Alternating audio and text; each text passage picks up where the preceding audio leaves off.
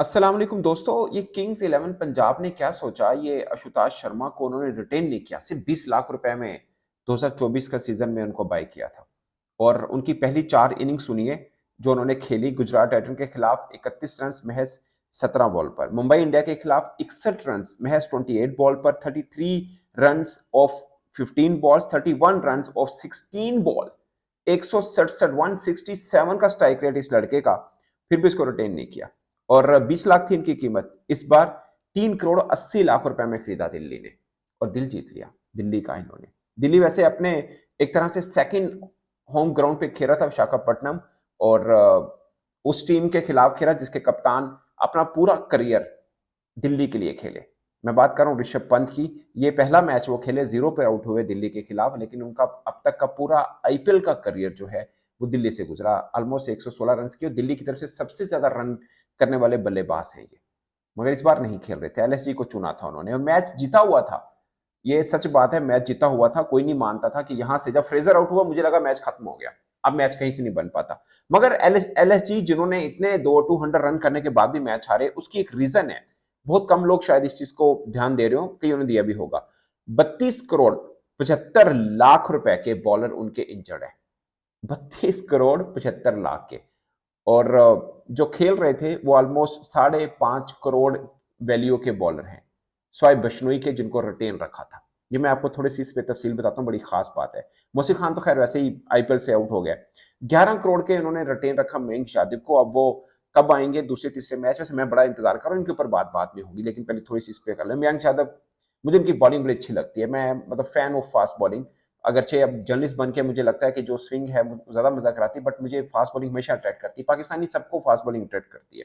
10 करोड़ के एविश खान है, वो इंजर्ड है। 8 करोड़ के आकाशदीप है, वो इंजर्ड है। और कब आएंगे ये सब नो वन नोस। बट अगर ये होते, मयंक यादव होते, तो मैच खैर कभी भी ना इनकी मुट्ठी से गुजरता, परफेक्ट कॉम्बिनेशन बनता, बट नहीं हुआ। ठीक है, तो अब जो जितने बॉलर खेल रहे थे वो सब बचे खुचे पैसों से खरीदे गए बॉलर थे। अब ये सुनिए आप, अगर चलो बॉलिंग अच्छी की, बॉलिंग बुरी नहीं हुई। बिश्नोई जो उनके सबसे, जिनको रिटेन रखा, उन्हीं को रन हुए एक्चुअली में, तो जो उन्होंने खासकर लास्ट ओवर किया।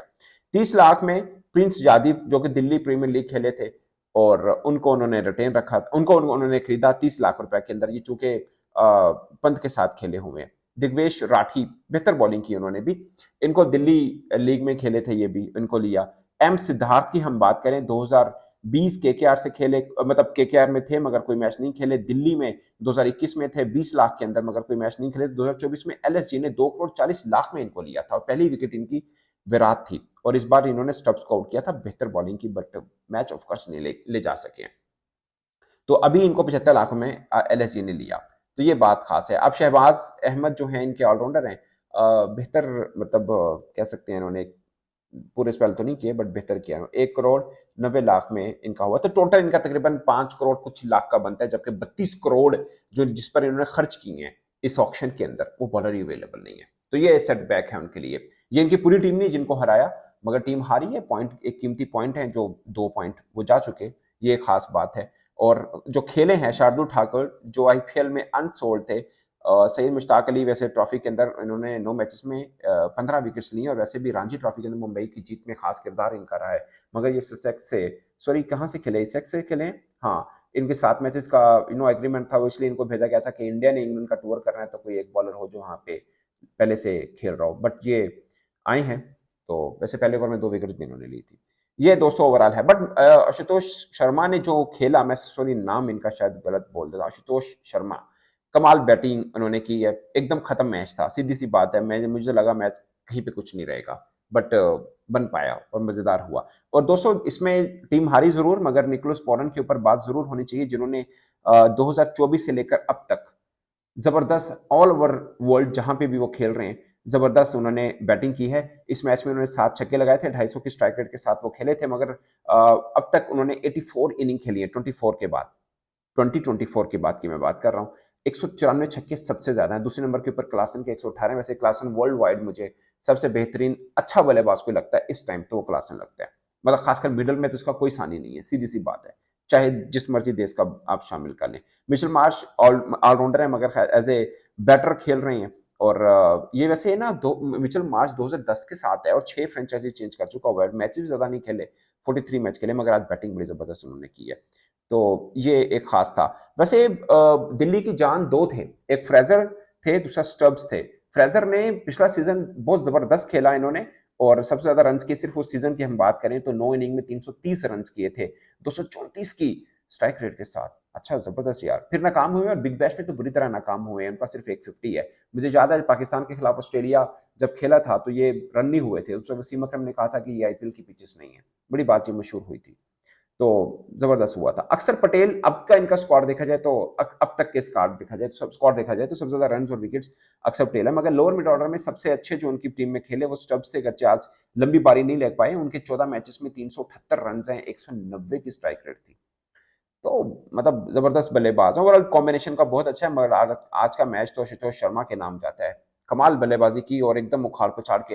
अगरचे बॉलिंग वीक थी एलएसजी की, इसमें कोई शक नहीं है, बॉलिंग वीक थी। बट दोस्तों मैं ओवरऑल सबका अभी तक देखूं, वैसे कई टीमें हैं जो शायद 3-3 4-4 मैच के बाद सही रूप में आएंगी, मगर अब तक जो टीम मुझे बेहतर कॉम्बिनेशन के अंदर लगी है वो सनराइज हैदराबाद है, जो अब तक मुझे सबसे बेस्ट लगी है।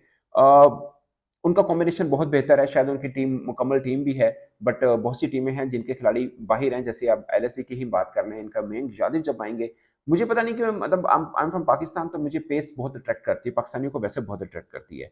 और जबरदस्त 150 प्लस का वो हर ओवर, मतलब एक उन्होंने जो स्टार्ट की बॉलिंग, पूरे का पूरा ओवर फेंके थे, बड़ा मजेदार सीन था। बट वो आ जाते हैं तब भी एनएसजी की बॉलिंग थोड़ी सी मतलब उस लेवल की नहीं है जो सनराइज हैदराबाद का कॉम्बिनेशन बनता है, बहुत तगड़ा है। उनका कप्तान बहुत तगड़ा है, उनकी बैटिंग बहुत तगड़ी है। सबसे मतलब जिसे बोलते हैं, अब टुल्लेबाज तो नहीं कहूंगा, सबसे अच्छा स्ट्राइक रेट, एग्रेसिव बल्लेबाजी उनके पास है। बाकी देखते हैं बाकी टीमों का कॉम्बिनेशन क्या बनता है। सीएसके ने अगरचे पहला मैच जीता मुंबई से, बट मुझे ओवरऑल सबसे बेस्ट सनराइज हैदराबाद, एसआरएच जो है, मुझे सबसे बेटर कॉम्बिनेशन के अंदर लगी है। अभी बाकी टीमों का देखते हैं, पूरा तोलेंगे कौन सा बेस्ट कॉम्बिनेशन लगता है, बट ऑन पेपर भी देखा जाए तो सनराइज हैदराबाद बेटर है। और ये मैं जरूर मानता हूं कि जब शुरू हो जाते हैं ना कोई भी इवेंट, उसके शुरू में आपको कोई टीम बड़ी मजबूत लग रही होती है, मगर 2-3 मैच का जितना लंबा ये आईपीएल चलता है, इनके 3-4 मैचेस होने के बाद किसी टीम का मोमेंटम देखा जा सकता है, कौन सी टीम मोमेंटम में पकड़ती है, क्योंकि सब टीमें फिर एक तरह से पूरी भी होंगी, जो इंजरी है वो दूर हुई होंगी, उसके बाद सही समझ में आएगा। बट मुझे लगता है कि जो प्लेयर, मेन प्लेयर आ भी जाए फ्रेंचाइजीज के, जो जो मिस हैं, तब भी एसआरएच का अपना एक मुकाम है, वो डिफरेंट है, हर पॉइंट से डिफरेंट है। उनका मध्य मुकाबल ढूंढना मैं आईपीएल में ढूंढूंगा। ऑफकोर्स ऐसा नहीं होगा कि वो अनबीटन चले जाए, बट मध्य मुकाबल ढूंढूंगा मैं जरूर, जो उनके पल्ले की टीम बन पाए। ओवरऑल आईपीएल में सभी टीमें बराबर होती है, 19-20 का फर्क है, बट की क्रिकेटर्स एलएससी के नहीं है, उसकी वजह से उनकी टीम काफी हल्के लगी, तराजू के अंदर बहुत हल्की लगी है। बॉलिंग देखे, बैट्समैन आपको रन दे सकते हैं, जो कि दिए भी, मगर डिफेंड करने हैं किसने, बॉलिंग नहीं करना है। अगर बॉलिंग तगड़ी नहीं है, और खासकर जो एक सबसे एक्सपीरियंस माना जाए बिश्नोई, उनको रन हो गया, जब उनको रन हो गए तो फिर पीछे से बचता नहीं है। मुझे लगता है कि फिर भी ऋषभ पंत ने वो स्टंप जो मिस किया ना, वो उनको नहीं करना चाहिए था। उनको पैड में लगा, उनको लगा कि मतलब बॉल रिफ्लेक्ट हुई थोड़ी सी, बट फिर भी वो अगर स्टंप कर देते तो कहानी वही खत्म हो गई थी। ऋषभ पंत थोड़े से मुझे पैनिक नजर आए, थोड़े फ्रस्ट्रेटेड नजर आए, कूल नजर नहीं आए, जैसे वो हम पहले हमें आईपीएल में देखते हैं। ये थोड़ा सा उनका नजर, हालांकि बड़ा कूल बंदा है वो, मगर इस मैच में अंडर प्रेशर फील हुआ, वो ठीक ठाक किस्म का अंडर प्रेशर फील हुआ। बट लेट्स सी दोस्तों, अभी एक एक मैच है, आगे बहुत कहानी पड़ी है, बट मजा आया। आईपीएल का सबसे तगड़ा मैच आज का मैच था अब तक के, 2025 के आईपीएल की बात करें तो। इस पर दोस्तों आप अपनी राय कमेंट के सूत्र में जरूर बताइएगा। मेरी तरफ से इतना ही, इजाजत दीजिए, अल्लाह हाफिज।